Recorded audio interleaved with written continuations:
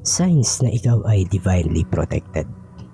Marami ang naniniwala na kapag ikaw ay divinely protected, pinangangalagaan ng Diyos o ng mas mataas na kapangyarihan, may mga senyales o palatandaan na makikita sa iyong buhay. Narito ang ilan sa mga karaniwang palatandaan ayon sa pananampalataya, espiritualidad at karanasan ng mga tao. Number 1. Ang malas ay nagiging swerte. Kapag tila palaging may nangyayaring masama, pero sa huli ay nagiging mabuti o naliligtas ka sa pinakamasamang sitwasyon. Halimbawa, na-late ka sa biyahe pero nalaman mong nagkaroon pala ng aksidente doon. Number 2. Intuitive warnings o gut feeling. Madalas kang nakakaramdam ng hindi dapat ituloy ito o lumiko sa ganitong daan. At kapag sinunod mo, ligtas ka. Ibig sabihin, ginagabayan ka ng iyong divine intuition o ng mga spiritual na tagapangalaga mo. Number 3. Miraculous timing.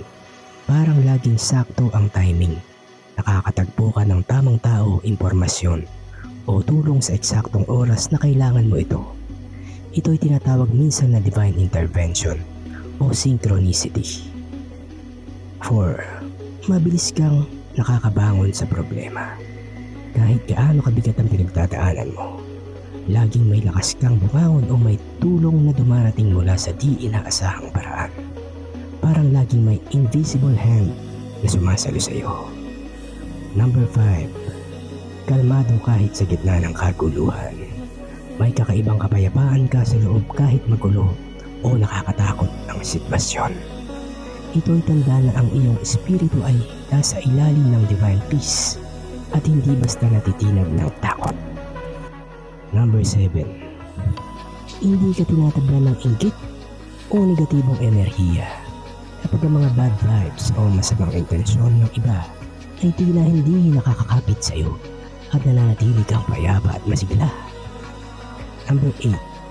Palaging may nagbabantay o tumutulong. Bigla na lang may taong darating para tulungan ka. Minsan estranghero pa na parang sinugo ng Diyos. Number 9. Mabilis kang nakaka-recover mula sa sakit o trauma. Ang iyong katawan at isip ay tila may likas na kakayahang gumaling kahit mahirap ang dinadaanan mo. Number 10. Pakiramdam mong hindi ka nag-iisa. May nararamdaman kang presensya ng liwanag o parang may nagmamasid at nag-aalaga sa iyo. Hindi sa nakakatakot na paraan, kundi sa mapayapa at mapagmahal na enerhiya.